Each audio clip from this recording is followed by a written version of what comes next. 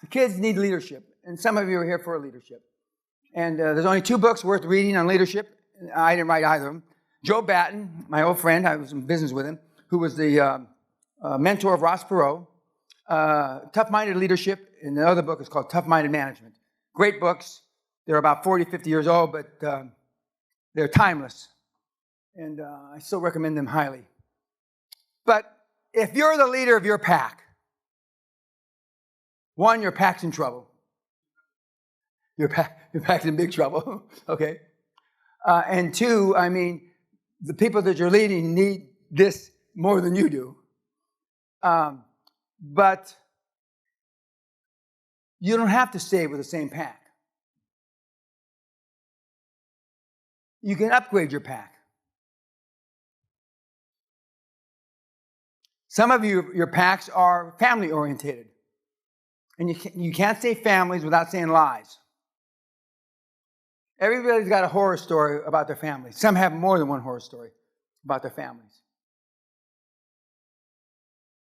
It doesn't have to be that way. And one of the things that you're, again, because you want to be liked more than be effective, is command of your life allows few intimacies. It's lonely at the top.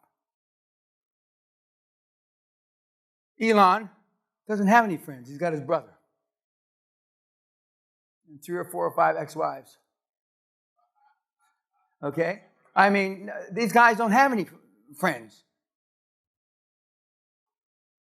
I gave a speech in Las Vegas many years ago. It was a National Association, something, a doctor thing. And one of the doctors, they're all doctors, they're all MDs, and saying, we hear you're a pretty good golfer, Mr. Peña. I said, yeah. Then I was. I said, yeah. He says, who do you play golf with? And I said, anybody that's better than me, and I don't believe there's anybody in the audience better than me, so I won't be playing golf with any of you. And I said, and what about you, Doc? Oh, he said, I play with anybody that can take Wednesday and Friday afternoons off.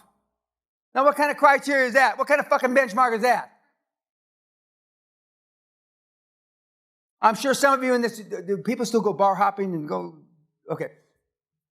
How did you pick, the last time you went bar hopping, we used to call it bar crawling, but anyway, how did you pick the group? Serendipity? 3 or 4 guys can get together? Based on what? Based on you got along? You wanted to be liked? Now, we know the world's fucked up. I could update the slide. Virtually every place in the world, almost every place in the world has got some kind of rioting, fighting. When we were in Canada a few days ago, Canada of all places, Toronto, they had a truck strike, and they had signs, kill Trudeau, burn Trudeau, hang Trudeau. Now, coincidentally, I used to know the little shit when he was little because I knew his father. And one of my mentors, good friends, was the former governor of New York, Hugh Carey, and he was buddy with Trudeau, and so I knew the little guy when he was little. He was I think a school teacher or a librarian or something, and now he's prime minister. But anyway, but now the place is screwed up. The world is screwed up. When we were in Washington the last couple of days, the streets aren't empty, but they're pretty empty. The restaurants are pretty empty. And they say, I said this in 2020, March. I said several things. Number 1, oil was going to be negative.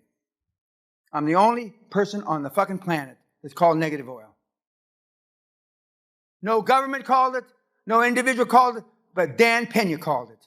Number 2, I said they're going to sell cruise ships for scrap. Nobody called it, but Dan Peña. There's a reason why 3 of the top 5 sovereign funds, Norway, China, and Kuwait, pick me. That's me information.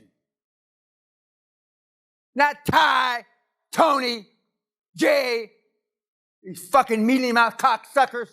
They don't know shit from apple butter. They asked me. And here I'm talking for free. Me free, that kind of rhymes, but anyway. The world's fucked up. And when the big tsunami comes, I took those slides out. I thought, because I was going to be at Princeton University, these guys are too smart for it, I'm going to take it. But when the big motherfucker 1,000-foot wave comes, they're going to wipe out all your little penny savings. all your 401ks are going to go to zero.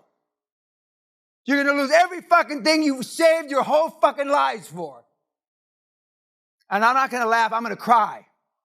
It could have been different if you had taken some fucking action, got off your dead ass and grew a pair. I drove by Princeton today and yelled, boo. 35 people went to the hospital. 734 needed crisis counseling.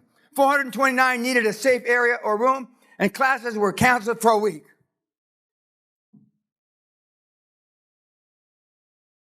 Costa Grazos, the CEO of NASA Shipping Lines, was my mentor. He said many years ago, he says, if you're smart, you're afraid of Peña. But most of you aren't smart enough. That's when I was leading a revolution to take over Haiti with the CIA and the Catholic Church back in one of my crazier days. If your adult child needs a safe space to avoid offensive words, you failed as a parent.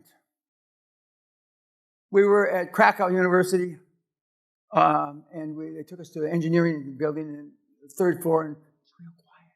I asked the PhDs that were showing us around, what is it? This is a safe floor. Safe from what? And she said, are you shitting me? It's tragic. If anything in my seminar offends you, blame your parents for raising pussies. Now, I probably know the youngest person in the room, and since I'm the oldest, but just bear with me in this little example. 6 months old, a kid, it's hard to find a kid that's not laughing, unless they got shit in their pants or something. They're smiling and laughing, right? Okay. 3 years old, they're still laughing. 7 years, they're still laughing. Self-esteem is built the first 7 or 8 years. Remember this. 15 years, something changes. Because your parents have now had 15 years to fuck you up. They blame it on hormones wrongly. Now, these are for real ads to join the British military. Give me your millennials. Give me your class clowns. Give me your binge gamers. Give me your selfie addicts, snowflakes, and phone zombies. And this is what Britain is drawing to their armed forces. These are for real. Now, most of you have that much baggage on your back because of life. And baggage is all negative. Now, we've seen Sally and I in India with guys carrying more baggage than that. If you could just take the front part of that baggage away, just think what you could do. And look at how he's looking down. That's you. It's a sad commentary after 2 million years or 200,000 generations that we're fucked like this. The planet's 13.7, 14 billion years old. And look what we've come to. And it's not easy to get rid of that baggage. I'm not trying to say it's like a walk in the park. American symbols of manhood. From G.I. Joe to Pajama Boy. God help us. Jesus Christ. I'm glad my dad's not around to see that one. Now, men back in the days, men today.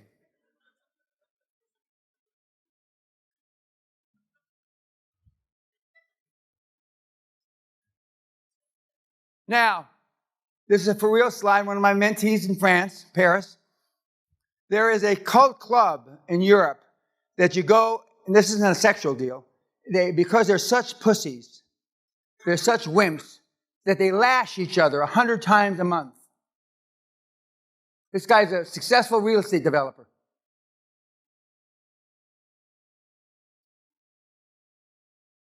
I said, when Corona's over, I'll come and beat the shit. I'll help you out here. If you're not going to fight back, we'll just line them up. Just line them up, and I'll just crush a bunch of them. If love got the job done, most parents would have produced high performers. It doesn't. Again, if prayers got the job done, and who prays? Almost not exclusively, because I still pray. Poor people. And the church that I had my first baptism, St. Anne's in East LA, still looks the same. Different nuns and different priests, etc. They wear different habits. And now the nuns don't even wear habits. You can wear dresses and stuff, and you don't have to be in habits. I like old-time religion. I like the Catholic Church pre-Vatican Council Vatican Council II in 1965. I like when they spoke in Latin. I like when they have their back to you and they kick the shit out of you. Now, I never experienced any sexual abuse, although I know it was around. But I certainly got the shit kicked out of me by priests. And I was talking to somebody the other day, a guy that was raised by nuns. When they used to hit me with I got really quick at that. So they couldn't connect with the ruler. Now, if a nun hits a kid, she's in jail.